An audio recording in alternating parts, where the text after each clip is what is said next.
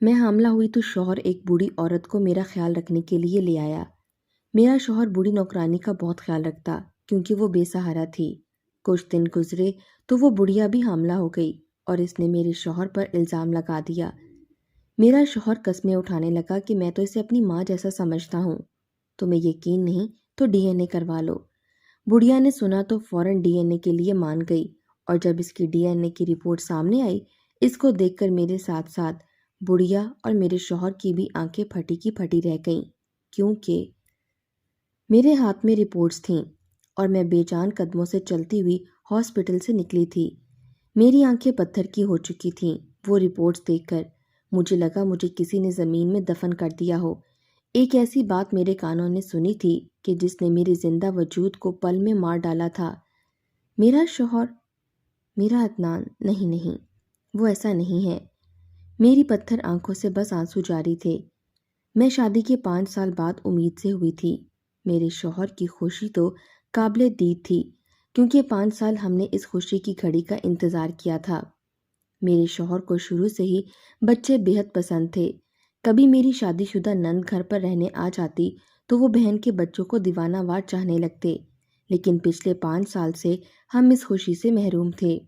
لیکن جیسے اللہ نے ہمیں یہ خوشخبری سنائی، ڈاکٹر نے مجھے بیڈ ریسٹ کا مشورہ دے دیا۔ چونکہ میری ساس سسر تھے نہیں، شوہر کی بس ایک ہی بہن تھی، وہ بھی شادی شدہ، تو گھر پر میں اکیلی ہی ہوتی تھی۔ اس لیے عدنان نے ایک بڑی عمر کی ملازمہ کام پر رکھ دی جو کہ دن رات ہمارے ہی گھر پر رہنے لگی تھی۔ دیکھنے میں وہ خاتون 50 کے لگ بھگ تھی، لیکن کام کاج میں طاق تھی۔ میرا خیال بھی بہت رکھتی تھی۔ مجھے زیادہ چلنے پھرنے سے بھی منع کیا گیا تھا، اس لیے میں زیادہ تر وقت اپنے کمرے میں ہی گزارتی تھی۔ میرا گھر مکمل طور پر اس عورت کے ہاتھ میں تھا۔ عدنان جب آفس سے لوٹ کر آتے تو میرا سارا وقت ان کے ساتھ ہی گزرتا۔ میں بہت خوش تھی، اپنا بہت خیال بھی رکھتی تھی۔ ابھی اس عورت کو 2 ماہ ہی ہوئے تھے ہمارے گھر آئے ہوئے کہ میں ہاسپٹل کی سیڑھیاں اترتے ہوئے سوچ رہی تھی کہ مجھ سے ایسی کوتاہی ہوئی ہے جو مجھے یہ دن دیکھنے کو مل رہا تھا۔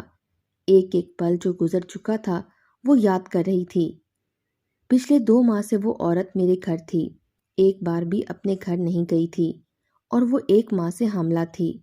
مجھے لگا میرا دماغ مفلوج ہو جائے گا، سوچنے سمجھنے کی صلاحیت ختم ہو چکی ہے۔ میں جب مرے قدموں سے گاڑی میں بیٹھ کر اپنے گھر پہنچی تو سامنے لاؤنج میں عدنان کو دیکھ کر میرا دماغ ہی غصے سے گھوم گیا تھا۔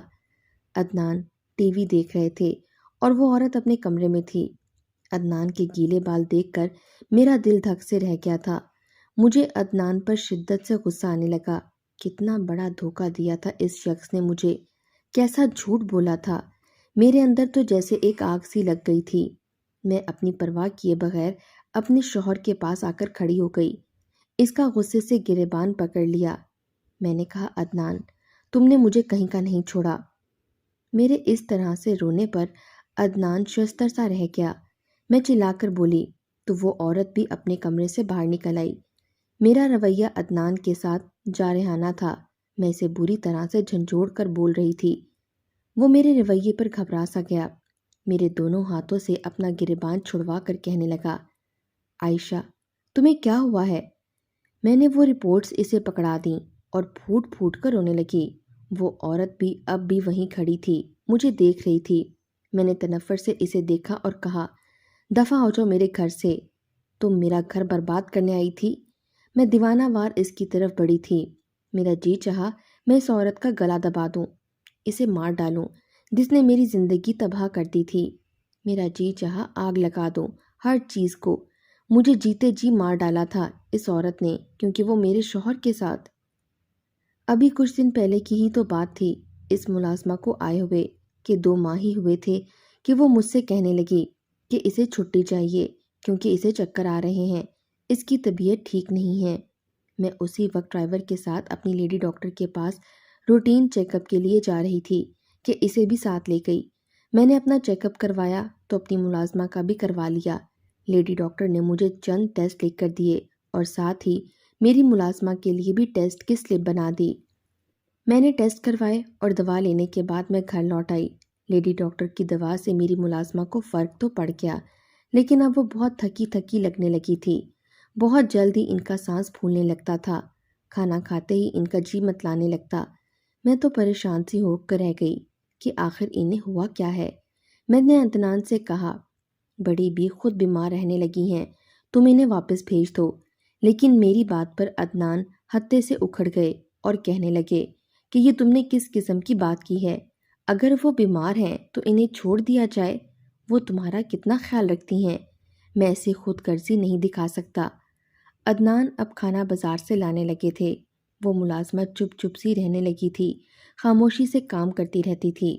عدنان جب بازار سے میرے لیے جوس لاتے تو ساتھ ساتھ بڑی بی کو بھی فریش جوس لا کر دیتے۔ ان کی خیریت بھی پوچھتے رہتے۔ وہ نہ جانے کیوں عدنان سے گھبرائی گھبرائی سی رہتی تھی۔ بے شک وہ 50 کے قریب قریب کی عمر کی تھی، لیکن خود کو فٹ رکھا ہوا تھا۔ رنگت بھی گوری تھی، خوبصورت خاتون تھیں۔ مجھے نہ چاہتے ہوئے کبھی کبھی کسی گڑبڑ کا احساس سا ہونے لگتا۔ یہ ملازمہ اتنی پریشان سی کیوں رہنے لگی ہے؟ پہلے تو ٹھیک ہی رہتی تھی، لیکن آج تو جیسے مجھ پر مصیبت کا پہاڑ ہی ٹوٹ پڑا تھا۔ میں ڈاکٹر کے پاس گئی۔ اس نے میری رپورٹس میرے سامنے رکھ دیں۔ سب کچھ نارمل تھا کہ لیڈی ڈاکٹر ایک دوسری فائل میرے سامنے اور رکھ دی اور کہنے لگی، اس دن جو عورت آپ کے ساتھ آئی تھیں، یہ ان کی رپورٹس ہیں۔ جیسے ہی میں نے وہ رپورٹس پڑھی، میرے پیروں تلے سے زمین ہی نکل گئی۔ وہ حاملہ تھی۔ یہ دیکھ کر تو میرا سر بری طرح سے چکرانے لگا تھا۔ میرا وجود پتھر کا مجسمہ سا بن گیا تھا۔ جب وہ پچھلے 2 ماہ سے میرے گھر سے کہیں گئی ہی نہیں تھیں تو پھر حاملہ۔ میرا شک جس شخص پر جا سکتا تھا وہ صرف میرا شوہر تھا، کیونکہ دوسرا کوئی بھی مرد میرے گھر نہیں رہتا تھا۔ گھر آ کر تو میں بے قابو ہو گئی۔ میں رو رہی تھی، تڑپ رہی تھی۔ میرا جی چاہا یا خود کو ختم کر لوں یا پھر اس عورت کو مار ڈالوں۔ عدنان رپورٹس پڑھ کر بے یقین سے تھے۔ میرے پاس آ گئے اور کہنے لگے، عائشہ، اس رپورٹ سے میرا کیا تعلق ہے؟ مجھے عدنان کی نافہم بننے پر اشتعال سا آنے لگا۔ میں نے کہا کہ تم رات بھر میرے کمرے سے غائب ہوتے تھے اور یہ عورت 2 ماہ میں ایک بار بھی اپنے گھر نہیں گئی، بلکہ کہیں بھی نہیں گئی، تو پھر یہ حملہ کیسے ہو گئی؟ یہ ایک ایسا سوال تھا جس نے میرے اندر ایسی تباہی مچا رکھی تھی کہ اگر مجھے اس کا جواب نہ ملتا تو میں پاگل ہو جاتی۔ میں جنونی سی ہو گئی تھی۔ چلا کر عدنان سے پوچھنے لگی تو عدنان بھی غصے میں آ گئے اور کہنے لگے، تم پاگل تو نہیں ہو گئی؟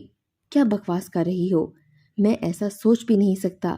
وہ بھی غصے سے بے قابو ہوئے تھے، لیکن وہ عورت بول پڑی اور جو کچھ اس نے کہا وہ سن کر تو عدنان بھی دنگ سا رہ گیا تھا۔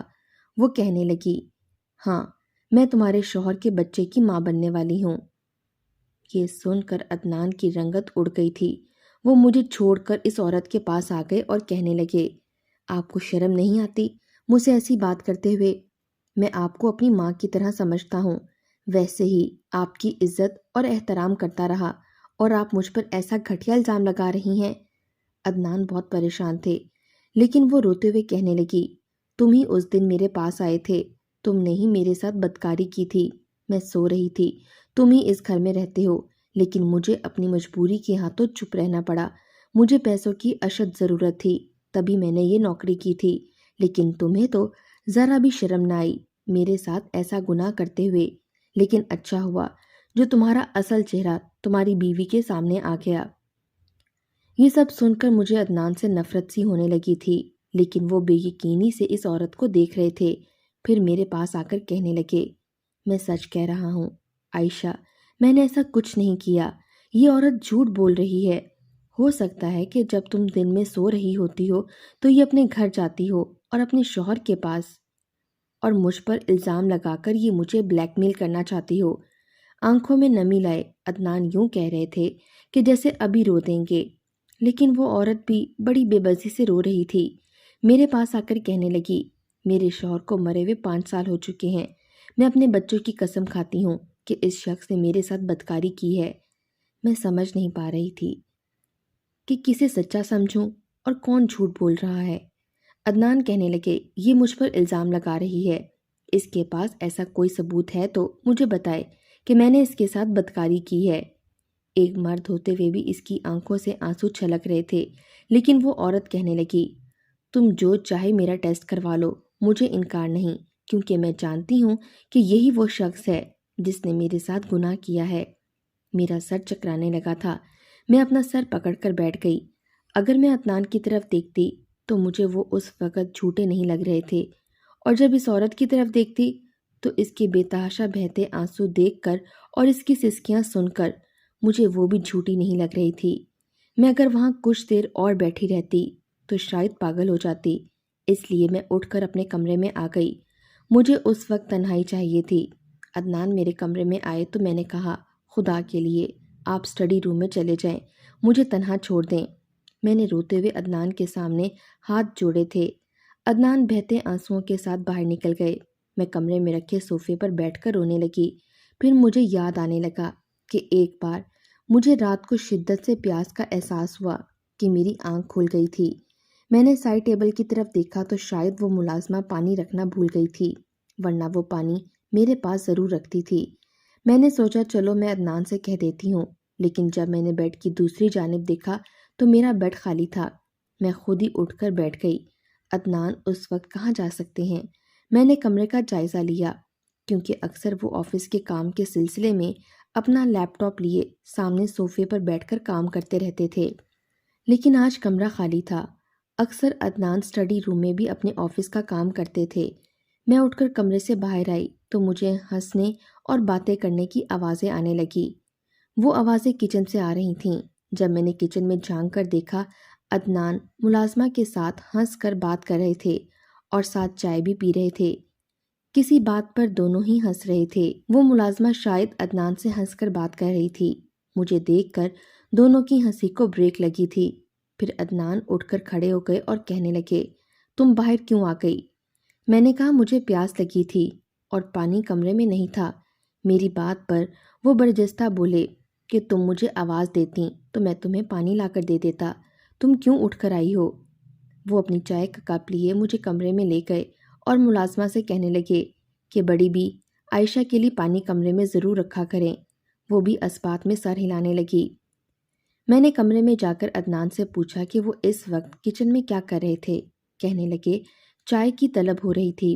جب میں چائے بنانے کچن میں گیا تو بڑی بی اپنے لیے چائے بنا رہی تھیں، میرے لیے بھی بنا دی۔ پھر اپنے بچوں کے قصے سنانے لگیں۔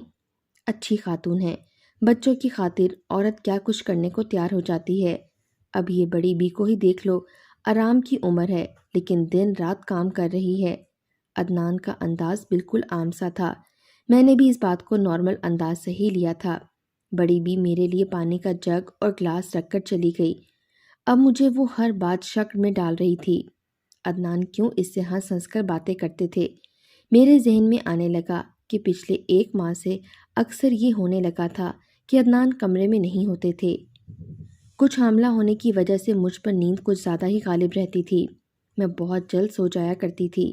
جب بھی رات کو میری آنکھ کھل جاتی تو عدنان کمرے میں نہیں ہوتے تھے، اور جب میں اس بارے میں ان سے پوچھتی تو کہتے کہ اسٹڈی میں آفس کا کام کر رہا تھا تاکہ تم کمرے میں سکون سے سو سکو۔ اس وقت تو مجھے لگتا تھا میرے شوہر کو میرا کتنا خیال ہے، اور اب یہ سب باتیں مجھے عدنان کے خلاف ہی کر رہی تھیں۔ لیکن جب دوسری جانب اس عورت کے بارے میں سوچتی تو مجھے یاد آنے لگا کہ ایک بار میری نند میرے گھر رہنے آئی تو مجھ سے کہنے لگی، عائشہ مجھے یہ عورت کچھ ٹھیک نہیں لگتی، تم ذرا ہوش مندی سے گھر پر رہا کرو۔ میں نے کہا نہیں، ایسی نہیں ہے، بہت اچھی ہے، میرا بہت خیال رکھتی ہیں۔ میں نے نند کی غلط فہمی کو دور کرنا چاہا۔ وہ چپ تو ہو گئی لیکن بڑی بی کو شکی نظروں سے ہی دیکھتی تھی۔ 3 دن میری نند میرے گھر پر رہ کر چلی گئی، لیکن بار بار مجھ سے کہتی یہ عورت 50 سال کی عمر میں بھی بڑی جوان اور حسین لگتی ہے، اور دیکھ نہیں رہی تم کیسے عدنان سے ہنس ہنس کر باتیں کرتی ہے۔ میں اس بات کو غیر سنجیدگی سے لیتی کہ وہ عورت عدنان کی ماں کے برابر ہے، تم کیوں ایسا سوچ رہی ہو؟ لیکن آج مجھے لگ رہا تھا میری نند ٹھیک ہی کہتی تھی۔ لیکن پھر میرا ذہن منتشر ہونے لگتا، کیونکہ پچھلے 1 ماہ سے وہ عورت کچھ چپ چپ سی تھی۔ عدنان کو دیکھتے ہی گھبرا جاتی تھی۔ عدنان کے آنے سے پہلے ہی اپنے سارے کام نپٹا دیتی اور اپنے کمرے میں چلی جاتی۔ ایک بار میں اپنے کام کے لیے اس کے کمرے میں جانے لگی تو اس کا کمرہ لاک تھا۔ میں نے دروازہ کھٹکھٹایا تو وہ مجھ سے پوچھنے لگی کہ کون ہے، حالانکہ میرے علاوہ اس کمرے میں کوئی نہیں جاتا تھا۔ میں نے جب اپنا نام لیا تو ہی اس نے دروازہ کھولا تھا اور اس وقت اس کی آنکھیں سجی ہوئی تھیں جیسے وہ بے تحاشا روئی ہو۔ میں نے پوچھا کیا ہوا ہے تو کہنے لگی کچھ نہیں، بس سر درد ہے۔ میں خود اپنی طبیعت سے زیادہ تر پریشان رہتی تھی، اس لیے بس اپنے کمرے میں ہی رہتی تھی، اس لیے اپنا کام کہہ کے میں واپس آ گئی۔ لیکن اب مجھے ہر چھوٹی بات یاد آ رہی تھی جو کبھی مجھے عدنان کے خلاف کر دیتی تو کبھی اس عورت کے خلاف۔ میرا سر بری طرح سے چکرا رہا تھا۔ پوری رات میں کوشش کے باوجود بھی سو نہ سکی۔ جب صبح کمرے سے باہر نکلی تو وہ عورت مجھ سے کہنے لگی کہ وہ سچ کہہ رہی ہے، عدنان اچھا انسان نہیں ہے، اس نے ہمیشہ اسے چھوٹے بھائی یا بیٹے جیسا سمجھا تھا، تبھی کبھی کبھی وہ اس سے ہنس کر بات کر لیتی تھی۔ وہ اپنا کمرہ لاک کر کے نہیں سوتی تھی کیونکہ اسے کبھی عدنان کو دیکھ کر یہ نہیں لگا کہ وہ اس پر گندی نیت رکھتا ہے یا کوئی غلط ارادہ رکھتا ہے، لیکن ایک رات جب وہ سو رہی تھی تو اسے لگا جیسے کوئی شخص اس کے کمرے میں آ کر اس کے بیڈ پر موجود ہے اور اس شخص نے اس کے منہ پر ہاتھ رکھ دیا تاکہ وہ چلا کر شور مچا کر کسی کو بلا نہ سکے۔ اس کے ساتھ بدکاری کرنے کے بعد اسے کہنے لگا اگر تم نے میری بیوی کو بتایا تو میں تم پر ہی الزام لگا کر گھر سے نکال دوں گا۔ کہنے لگی اندھیرے میں وہ اس شخص کا چہرہ نہیں دیکھ پائی تھی، لیکن اس گھر میں میرے شوہر کے علاوہ اور کوئی نہ تھا۔ وہ میرے سامنے رونے لگی اور کہنے لگی میری بیٹی کے دل میں سوراخ ہے، میں نوکری کرتی ہوں تاکہ اس کا آپریشن کروا سکوں، میری بچی گورنمنٹ ہاسپٹل میں ایڈمٹ ہے، یقین نہ آئے تو میرے ساتھ چل کر دیکھ لو، میں اس کی دواؤں کا خرچہ اٹھا رہی ہوں، اس لیے تمہارے شوہر کے آگے بول نہیں سکی۔ اس عورت کی بے بسی سے بہتے آنسو دیکھ کر میں کیا سمجھتی، میں بھی ایک عورت تھی، وہ جھوٹی نہیں لگ رہی تھی، ایک بے بس اور مجبور لگ رہی تھی۔ میں نے کہا تم اپنے گھر جاؤ، تمہاری بچی کے علاج کے پیسے میں تمہیں دوں گی۔ وہ میری بات سن کر اپنے گھر چلی گئی۔ جب تک میرا شوہر نیند سے جاگ کر اسٹڈی روم سے باہر آیا میں اپنے جانے کی بھی تیاری کر چکی تھی۔ مجھے ایسے شخص کے ساتھ ایک پل بھی نہیں رہنا تھا جو ایسی گھٹیا سوچ کا مالک ہو اور کسی بے بس عورت کی مجبوری کا فائدہ اس طرح سے لے رہا ہو۔ مجھے عدنان سے بھی محبت تھی لیکن میں بے ضمیر بھی نہیں تھی۔ مجھے بیگ بند کرتے ہوئے دیکھ کر عدنان حیران ہوا تھا، فوراً سے میرے پاس آ گیا اور کہنے لگا عائشہ یہ سب کیا ہے؟ عدنان کی آنکھیں بھی متروم تھیں جیسے رات بھر سوئے نہ ہوں، لیکن میرا دل ان کی طرف سے بہت خراب ہو چکا تھا۔ میں نے کہا میں میکے جا رہی ہوں اور واپس اسی وقت آؤں گی جب آپ اپنی ڈی این اے کی رپورٹ سے خود کو بے قصور ثابت کر لیں گے۔ میں نے عدنان کو مشکل میں ڈال دیا تھا کیونکہ میں جانتی تھی وہی قصوروار ہیں، اس لیے کبھی بھی ڈی این اے ٹیسٹ کے لیے نہیں مانیں گے۔ لیکن وہ کہنے لگے تمہیں کہیں بھی جانے کی ضرورت نہیں ہے، چلو میرے ساتھ، تم جہاں سے کہو گی میں وہیں سے ٹیسٹ کروانے کو تیار ہوں کیونکہ میں نے ایسا کوئی گناہ کیا ہی نہیں ہے، چلو میرے ساتھ، بلاؤ اس جھوٹی عورت کو، چند دن میں سچ جھوٹ نظر آ جائے گا۔ عدنان کی بات سن کر میں پھر سے تس بذب کا شکار ہو گئی تھی۔ اگر وہ جھوٹے ہوتے تو یوں اتنی جلدی ٹیسٹ کروانے کے لیے تیار نہ ہو جاتے، لیکن یہی شاید مسئلے کا حل تھا۔ میں نے اسی شام اس عورت کو بھی ہاسپٹل بلوا لیا، دونوں کا ڈی این اے ٹیسٹ لیا گیا تھا جس کی رپورٹس چند دن میں مل جانی تھی، اور وہ چند دن میں نے عدنان سے بات نہیں کی تھی، وہ بھی چپ تھے۔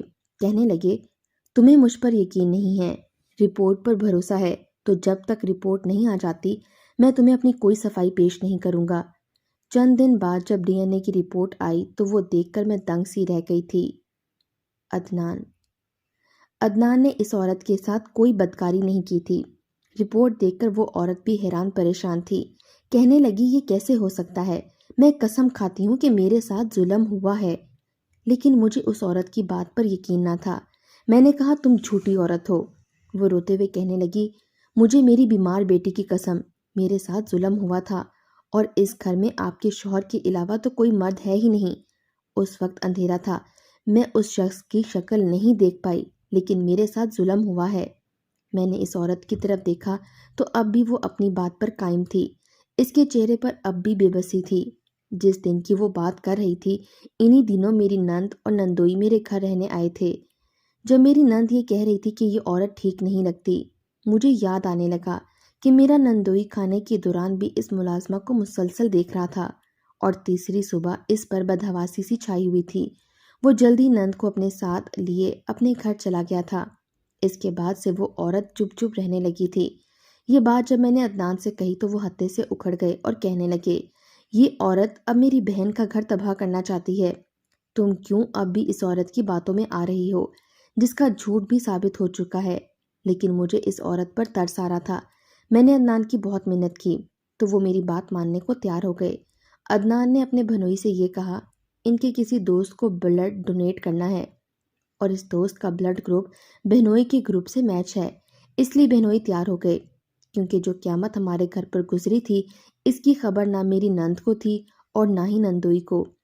بلڈ سیمپل سے ہی DNA کا ٹیسٹ کروا لیا گیا تھا جس سے سچ ثابت ہو گیا تھا اس عورت کے ساتھ ظلم عدنان کے بہنوئی نے کیا تھا۔ جب اس بات کی خبر نند اور نندوئی کو ہوئی تو بہت بحث کے بعد وہ شخص اپنے گناہ کا اقرار کر چکا تھا کہ اس نے ہی یہ گناہ کیا تھا۔ میری نند بہت رونے لگی، کہنے لگی، میرا شوہر رنگین مزاج ہے، میں بھی یہ جانتی تھی کہ غیر عورتوں سے تعلقات رکھتا ہے، لیکن یہ نہیں معلوم تھا کہ میرے میکے میں آ کر یہ ظلم کر دے گا اور ظلم میرے بھائی پر لگا دے گا۔ میں اب اس شخص کو معاف نہیں کروں گی۔ میری نند نے خود اپنے شوہر کو جیل بھجوایا تھا۔